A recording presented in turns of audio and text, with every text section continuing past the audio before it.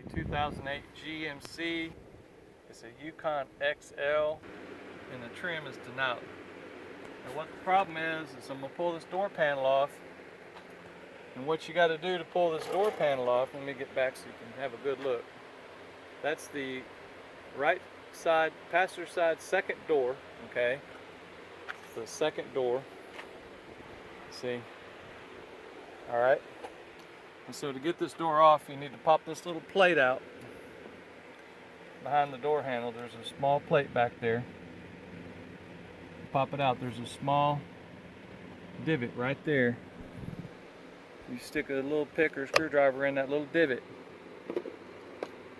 And then behind the grab handle here, there's a small panel that fits in there. Okay? You just pop this little panel out.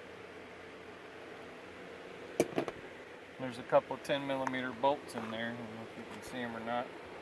Two 10mm. Let me get them little guys out and we'll have a look. Alright, so there's the bolts I took out. There's 3 of them. And they all look the same. And I popped this little guy out here, this little trim panel. Fits in there like that. You pop it up in the back right here. And it slides out. It just has little straight blade style clips in there, and then you take the plug out. The plug just has a small tab on it that you push right here. Push that tab to get it out. So that's what that looks like. And so after that, you need to pop the bottom of this door off. And you can see I've got it started. You just pop it out a little bit. It's got these little clips holding it in there. So once you get all the bolts out, so you pop those. Some of them are kind of tight, but there's got one right here that's tight. But I'll get those popped loose and I'll show you how it comes off. Okay, so I got it loose, and you can see that. Just kind of pull it out like that, and it just pick it straight up. The speaker is not connected. Just pick it straight up. This takes 2 hands, so, but that's kind of how it looks there. Alright, so I forgot about this little guy here. It's got a little clip in there like this. Okay, that's what it looks like. You pop that little clip out so you can get this thing off. And it's pretty easy once you get it off, but this little bugger here, boy, it kind of makes you feel like you're just about ready to break that thing. Trying to get it off. Boy, it's not focusing. There we go. Sorry, but we got really bright sunlight right now. But yeah, that's how it goes on there. And so when you put it back together, you just slide it on and pop that in the hole. And it holds it onto the threads because it's just got a small threaded rod there. But yeah, once you get everything loose, you lift up on it. Don't get anything else connected. It's got the door latch thing. You have to pop that up. Pop that out of that little clip there. Well, I'm going to need 2 hands for that too. A lot of this stuff is 2 hands, sorry. Alright, so what you got to do to get that off is get some needle nose pliers and squeeze that. And it will pop out, and then that thing, it just comes out of the little latch thing, and I'll show you that. That little BB goes in that hole there. So you just squeeze it with the needle nose pliers and it pops out this way. And that comes off easy through that little slot, but that's for the door handle. Alright, so what we're doing here is we're removing all this stuff so we can get to this door handle out here, because we have a busted door handle. Surprise, surprise. So I'm going to get all this insulation off. It's really nice insulation. See, yeah, it just has some gooey stuff on there.